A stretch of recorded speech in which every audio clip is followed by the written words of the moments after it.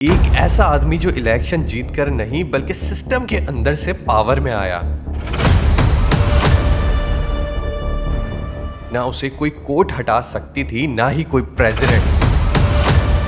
اور پچھلے 36 سالوں سے زیادہ عرصے سے ایران کی ہر بڑی تبدیلی اور ہر بڑے ڈیسیژن کے پیچھے ایک ہی نام تھا: آیت اللہ علی خامنہ ای.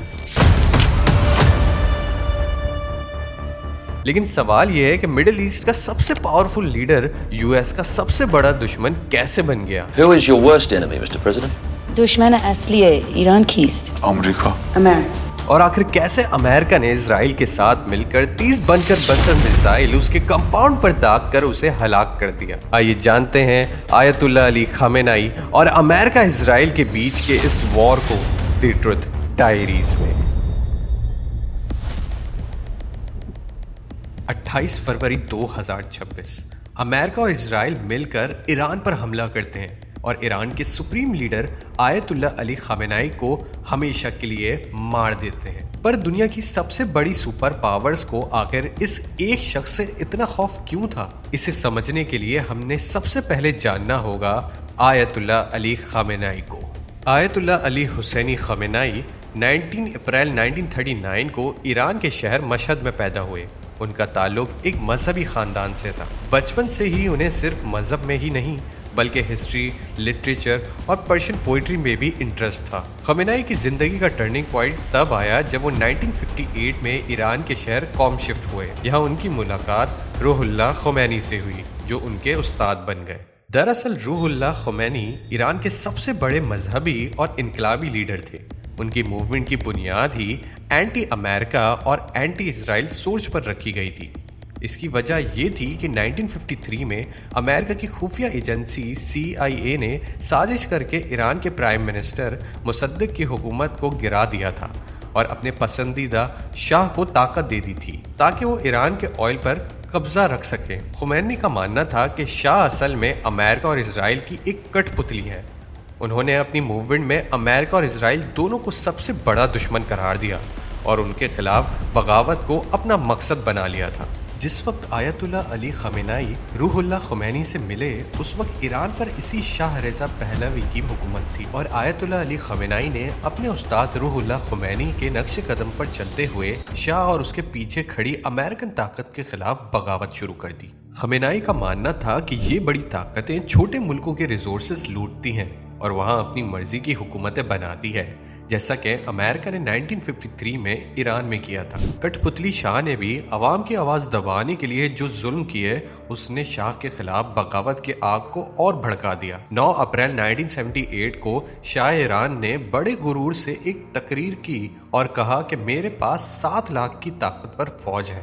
لیکن ٹھیک اسی وقت تہران کی سڑکوں پر کچھ نوجوانوں کا ایک جلوس نکل رہا تھا جو آگے چل کر پورے ملک میں آگ کی طرح پھیل گیا. جب ایران میں ہنگامے اور بغاوت عروج پر تھے تو اس انقلاب کو سکسیسفلی ان لوگوں نے ٹیک اوور کیا جو سب سے زیادہ آرگنائزڈ اور منظم تھے اور وہ تھے ایران کے مذہبی کلیرکس اور آیت اللہ خمینی جو اس ریولیوشن کو لیڈ کرتے ہوئے سامنے آئے. لیکن سوال یہ ہے کہ امریکہ کی سپورٹ کی یہ طاقتور حکومت آخر گری کیسے؟ دراصل جب عوام کا غصہ آگ کی طرح پھیلا تو پورے ایران میں ہنگامے شروع ہو گئے. شاہ کی 7 لاکھ کی فوج عوام کے انقلابی جذبے کے سامنے بے بس ہو گئی. آخرکار حالات اتنے بے قابو ہو گئے کہ امریکہ کا چہیتا شاہ ایران اپنی جان بچا کر ہمیشہ کے لیے ایران سے بھاگنے پر مجبور ہو گیا. آخرکار 1979 میں جب ایران میں اسلامک ریولیوشن پوری طرح کامیاب ہوا تو آیت اللہ علی خامنہ ای اس نئے سسٹم کے ٹاپ لیڈرز میں شامل ہو گئے.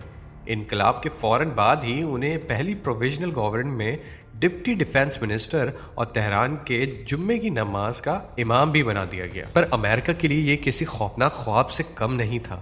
امریکہ کو سب سے بڑا جھٹکا تب لگا جب انقلابیوں نے واشنگٹن کو ان کی پرانی سازشوں کا مزہ چکھانے کے لیے تہران میں موجود امریکن ایمبیسی پر دھاوا بول دیا اور وہاں موجود US ڈپلومیٹس کو یرغمال بنا لیا. یہ امریکہ جیسی سپر پاور کی ایگو پر ایک بہت بڑا تماچا تھا. دوسری طرف ایران میں اس نئے اسلامک سسٹم نے اسرائیل کو ایک ملک ماننے سے ہی انکار کر دیا. آیت اللہ علی خامنہ ای کی نئی حکومت نے اعلان کیا کہ اسرائیل ایک کینسر کی بیماری ہے جسے ہمیشہ کے لیے ختم ہونا چاہیے.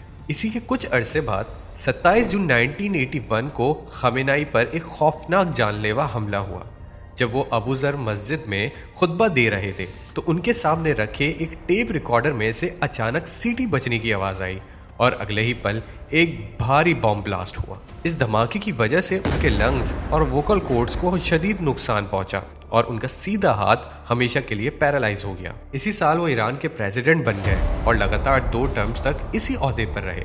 1989 میں جب انقلاب کے بانی آیت اللہ خمینی کی ڈیتھ ہوئی تو آیت اللہ علی خامنہ ای کو ایران کا سپریم لیڈر بنا دیا گیا۔ وہ 36 سال سے زیادہ عرصے تک اس عہدے پر رہے جو انہیں مڈل ایسٹ کا سب سے لمبا عرصہ حکومت کرنے والا لیڈر بناتا ہے۔ سپریم لیڈر بننے کے بعد آیت اللہ علی خامنہ ای نے ایک بہت اگریسو فارن پالیسی اپنائی جس کا مین مقصد US اور اسرائیل کی مخالفت اور اینٹی امپیریلزم تھا۔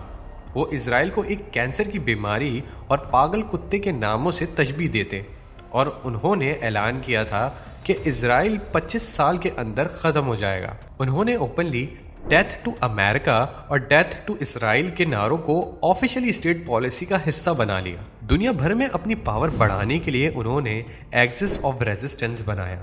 اس نیٹ ورک میں لیبنان کا حزب اللہ، فلسطین کا حماس اور یمن کا حوثیز شامل تھے جنہیں ایران اوپنلی ویپنز اور فنڈنگ دیتا تھا۔ امریکہ اور اسرائیل کو یہ بات پتہ تھی کہ مڈل ایسٹ میں ان کے خلاف ہونے والے ہر حملے کے پیچھے آیت اللہ علی خامنہ ای کا ہی ماسٹر پلان ہے۔ ٹینشنز تب کمپلیٹلی آؤٹ آف کنٹرول ہو گئے جب جون 2025 میں ایران اور اسرائیل کے بیچ 12 ڈے وار شروع ہوئی۔ اس 12 دن کی جنگ میں اسرائیل نے ایران کے ٹاپ جنرلز کو مارا جس کے جواب میں ایران نے اسرائیل پر ڈائریکٹ میزائل اور ڈرون اسٹرائکس کیے۔ امریکہ بھی اسرائیل کو ڈیفینڈ کرنے کے لیے اس جنگ میں ڈائریکٹ کود پڑا اور اس نے ایران کے نیوکلیئر سائٹس پر بام برسائے۔ US اور اسرائیل کو یہ ریلائز ہو گیا تھا کہ جب تک خامنہ ای زندہ ہے ان کی بنائی ہوئی پراکسی وارز ختم نہیں ہوں گی، اس لیے انہوں نے ایران کی حکومت گرانے کا فیصلہ کیا۔ آخرکار 28 فروری 2026 کو امریکہ اور اسرائیل نے مل کر ایران پر ایک میسو میزائل اور ایئر اسٹرائک کی۔